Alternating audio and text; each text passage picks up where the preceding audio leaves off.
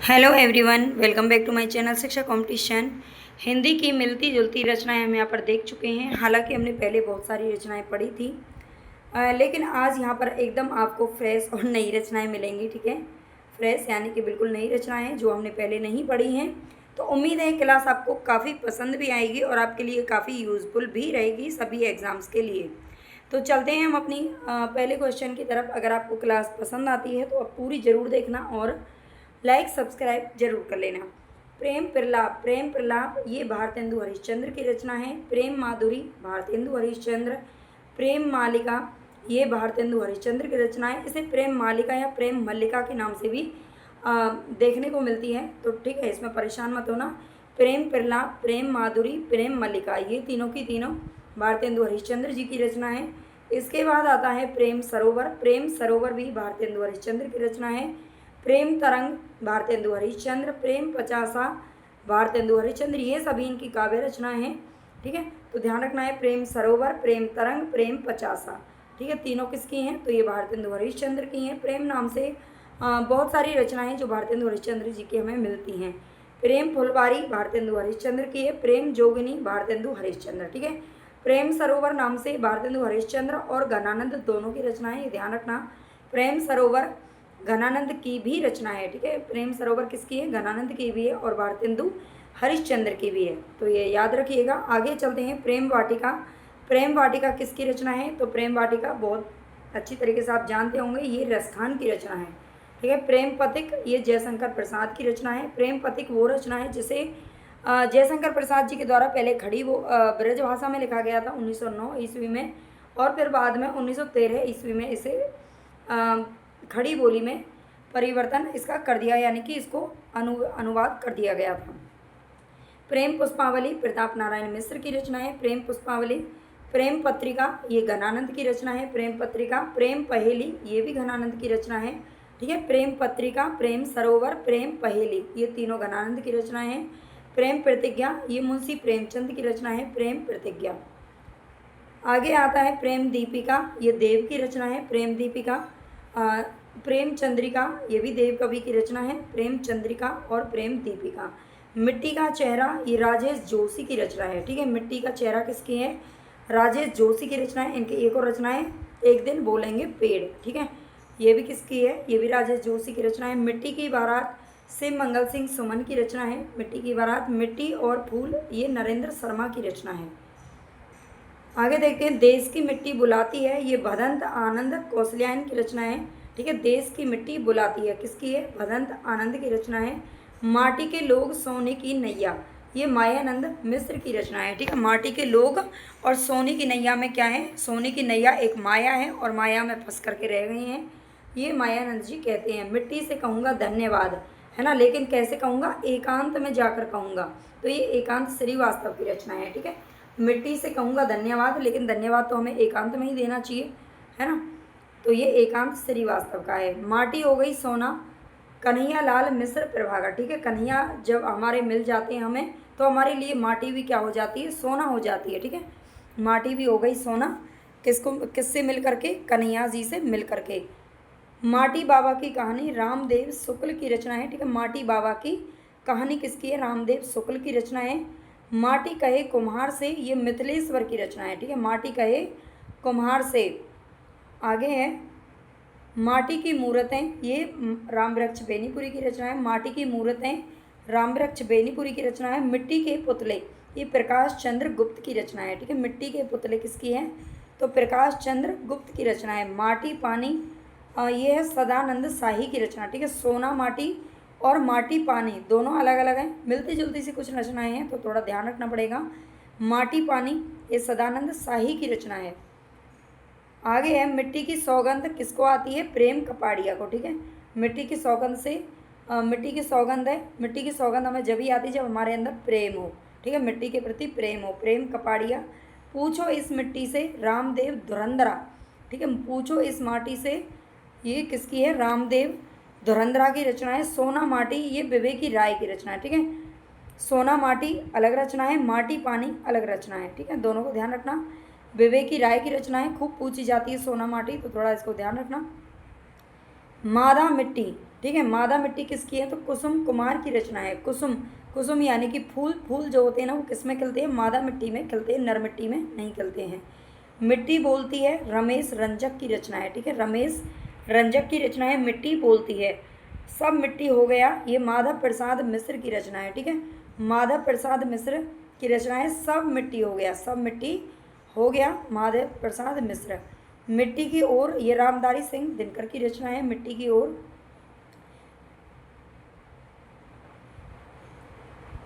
आगे है कागज के फूल, ये भारत भूषण अग्रवाल की रचना है। ठीक है, कागज के फूल कहाँ बनाए जाते हैं? हमारे भारत में ही बनाए जाते हैं। देखा है ना आपने? स्कूल में कभी कभी आपने देखा होगा, जब आप बचपन में स्कूल में थे तो आते थे वो, मतलब जो जादू दिखाने वाले होते हैं ना, जादू क्या है, जादू क्या ही कहेंगे, कलाकार कहेंगे उनको। जो आते थे स्कूल में और बच्चों को कागज़ के फूल, है ना, रंग बिरंगे जो कागज़ होते थे उनके फूल बना बना करके दिखाते थे और बोलते थे कि आप अपने घरों को ऐसे सजाया करो, है ना। तो कागज़ के फूल हमारे भारत में ही बन सकते हैं। कमल के फूल, ये भवानी प्रसाद मिश्र की रचना है। ठीक है, भवानी मैया पर हम किसके फूल चढ़ाते हैं? तो कमल के फूल चढ़ाए जाते हैं। रेती के फूल, रामधारी सिंह दिनकर की रचना है। ठीक है, रेती के फूल किसकी है? तो ये रामधारी सिंह दिनकर की रचना है, दिन में खिलते हैं रेती के फूल। जूही के फूल, आप जानते हैं जूही के फूल किसकी है? सूर्यकांत त्रिपाठी निराला की काव्य रचना है। खादी के फूल, ये हरिवंश राय बच्चन की रचना है। ठीक है, खादी के फूल हरिवंश राय बच्चन की। जंगल के फूल राजेंद्र अवस्थी की रचना है। ठीक है, जंगल के फूलों की जो अवस्था है ना वो अच्छी नहीं होती है या बहुत अच्छी होती है। ठीक है, जंगल के फूल राजेंद्र अवस्थी की रचना है। चिता के फूल, ये राम वृक्ष बेनीपुरी की है। ठीक है, चिता के फूल कहाँ से आते हैं? तो वृक्षों से ताज़ा ताज़ा तोड़ करके लिए जाते हैं। सुबह के फूल, ये महीप सिंह की रचना है। ठीक है, सुबह के फूल किसकी है? तो ये महीप सिंह की रचना है। नीम के फूल गिरिराज किशोर की रचना है। ठीक है, नीम के फूल, एक रचना और आती है नीम के पत्ते, वो रामधारी सिंह दिनकर की है। ठीक है, और नीम के फूल किसके हैं? तो गिरिराज महाराज यानी कि गिरिराज किशोर से संबंधित है। नीम के फूल चढ़ाए जाते हैं गिरिराज पर। सेमल के फूल, ये मार्कंडे की रचना है। सेमल के फूल, शिरीष के फूल हजारी प्रसाद द्विवेदी की रचना है। ठीक है, शिरीष के फूल आप जानते ही होंगे, शिरीष के फूल और अशोक के फूल। आगे आते हैं गुलाब के फूल, ये ऊषा प्रियमवदा की रचना है। ठीक है, सुबह सुबह यानी कि ऊषा के समय पर, ऊषा आप जानते हैं किसे बोलते हैं? तो ऊषा बोला जाता है सुबह को। ठीक है, और सुबह सुबह जो गुलाब के फूल होते हैं ना वो बड़े ही अच्छे खिलते हैं। अशोक के फूल, ये भी हजारी प्रसाद द्विवेदी का है। और बरगद के फूल, ये किसका है? फणीश्वर नाथ रेणु का है। ठीक है, रेणु को बरगद के फूल बहुत पसंद है। वैसे बरगद पर फूल खिलते हैं क्या, ये तो मुझे नहीं पता है। ठीक है, बरगद पर तो शायद फूल नहीं देखे, पत्ते ही होते हैं उस पर। तो पलाश के फूल, ये अमरकांत की रचना है। ठीक है, पलाश के फूल किसका है? पलाश के फूल हमेशा अमर रहते हैं, वो कभी भी मुरझाते नहीं हैं। पलाश के फूल क्या हैं? अमर रहते हैं। केवड़े के फूल, शिव प्रसाद, शिव जी को किसके फूल चढ़ाए जाते हैं? तो केवड़े के फूल चढ़ाए जाते हैं, केवड़ा के। ठीक है, शिव जी को। अबरक के फूल, ये योगेश गुप्ता की रचना है। ठीक है, योगेश, योग प्लस में ईस, योग करते समय जो बच्चे योग करते हैं ना उन्हें अबरक के फूल क्या करने चाहिए? नहीं तोड़ने चाहिए, या अबरक के फूल सूंघने चाहिए, अच्छा होता है योग करने वालों को। तो योगेश गुप्ता। ठीक है, दोपहरिया के फूल दिनेश नंदिनी डाल मियाँ। ठीक है, दोपहरिया के फूलों को क्या कर दो? डाल दो। दोपहरिया के फूल दिनेश नंदिनी डाल मियाँ, ये ध्यान रखना। पूजा के फूल रामदरस मिश्र। ठीक है, रामदरस मिश्र के हैं। पूजा के फूल, चिता के फूल, अच्छा चिता के फूल सॉरी राम वृक्ष बेनीपुरी का है। और पूजा के फूल किसके हैं? तो ये रामदरस मिश्र के। एक पूजा फूल से नाम से आते हैं, केवल पूजा फूल। ठीक है, वो अलग रचना है। पूजा के फूल, ये रामदरस मिश्र का है। अधखिला फूल, आधा खिला फूल किसने तोड़ दिया? अयोध्या में इनका जो नाम है वो तो असली अयोध्या है ना, अयोध्या सिंह उपाध्याय अयोध्या। तो अधखिला फूल, आधा कहाँ पर खिलता है फूल? तो ये अयोध्या के अंदर खिलता है। फूलों का गुच्छा, ये भारतेंदु हरिश्चंद्र की रचना है। और ये इनकी खड़ी बोली की प्रथम रचना है। ठीक है, खड़ी बोली की रचना है, प्रथम रचना है ये खड़ी बोली की, ये भी ध्यान रखना। सुजान विलास, सुजान के नाम से देखते हैं, सोमनाथ की रचना है सुजान विलास। ठीक है, सोमरस पी करके विलास में डूब गए, सुजान के विलास में डूब गए। सुजान रसखान, ये रसखान की ही रचना है, ये तो इजीली याद हो जाएगी। सुजान सागर इनकी प्रसिद्धि का सबसे बड़ा कारण है किसका? घनानंद का। सुजान हित प्रबंध, ये भी घनानंद की रचना, आप जानते हैं घनानंद की प्रेमिका का नाम था सुजान। ठीक है, तो सुजान घनानंद सुजान सागर और सुजान हित प्रबंध, सुजान के हित के लिए प्रबंध कौन करेगा भाई, उसके प्रेमी साहब ही तो करेंगे, तो ये है घनानंद। सुजान विनोद, ये किसकी है, देव कवि की रचना है, ठीक है। देव जो होते हैं ना वो हमेशा ही विनोद प्रिय होते हैं। सुजान चरित, ये किसकी है, सूदन कवि की रचना है। ये वो सुजान नहीं है, ये सुजान थे भरतपुर के शासक, ठीक है, भरतपुर के राजा थे सुजान, और उनका चरित्र लिखा था किसने, सूदन कवि ने लिखा था। बेघर, ये ममता कालिया की रचना है, ठीक है। बेघर के नाम से किसकी है, तो ममता कालिया की रचना है। बेघर, कालिया, कालिया होने की वजह से उन्हें घर से निकाल दिया गया। भाई देखो थोड़ी सी बहुत ट्रिक लगाने की मैं कोशिश कर रही हूँ, और उम्मीद है ट्रिक से आपको अच्छे से याद भी हो जाएंगे, आपको याद रह जाएंगे। उसका घर मेरू निशा परवेज की रचना है, ठीक है। उसका घर मेरू निशा परवेज की है। 5 आंगनों वाला घर, ये गोविंद मिश्र की रचना है, ठीक है। 5 आंगनों वाला घर किसका है, तो गोविंद का है। भाई गोविंद का ही हो सकता है 5 आंगनों वाला घर, हमारा तो होगा नहीं, है ना। गोविंद, गोविंद माधव केशव, ठीक है। ढाई घर किसका है, तो गिरिराज किशोर का है। गोविंद के तो 5 आंगन है, लेकिन गिरिराज महाराज के कितने हैं, 2.5 घर हैं। आगे है चिड़ियाघर, चिड़ियाघर भी किसका है, तो गिरिराज किशोर के कंट्रोल में है, ठीक है। चिड़ियाघर की देखभाल कौन करते हैं, तो गिरिराज महाराज जी करते हैं, ये समझ लीजिए। मुर्दाघर कौन जाते हैं, जगदम्बा प्रसाद दीक्षित। मुर्दाघर में जाकर किसकी पूजा की जाती है, जगदम्बा की पूजा की जाती है। दूसरा घर ये रामदरस मिश्र का है, ठीक है। दूसरा घर किसका है, तो ये रामदरस मिश्र की रचना है, दूसरा घर। आगे आएगा धरती मेरा घर, ये रांगे राघव की रचना है, धरती मेरा घर। चिड़ियाघर अभी हमने देखा था, चिड़ियाघर किसका है, और ये हरिशंकर शर्मा की भी रचना है, ठीक है। चिड़ियाघर की रक्षा कौन करता है, तो गिरिराज महाराज करते हैं, अभी हमने देखा था ना ऊपर, गिरिराज किशोर की रचना है, और चिड़ियाघर नाम से हरिशंकर शर्मा की भी रचना है। घर परिवेश रामदरस मिश्र की रचना है, ठीक है। घर परिवेश, जो घर फूके वो ज्ञान चतुर्वेदी की रचना है, जो घर फूके। घर की बात रामविलास शर्मा की रचना है, घर की बात। मितवा घर पद्मा सचदेवा की रचना है, मितवा घर। घर का जोगी जोगड़ा, ये काशीनाथ सिंह की रचना है, ठीक है। काशीनाथ सिंह की रचना है, घर का जोगी जोगड़ा, और एक काशी का 80 नाम से भी इनकी रचना है। इस घर उस घर, है ना, मैं तो मुक्त मुक्त घूमती रहती हूँ, ठीक है। इस घर उस घर, इस घर से उस घर तक मैं बिल्कुल मुक्त हूँ, आज़ाद हूँ। एक घर सपनों का, कौन, मालती जोशी, है ना।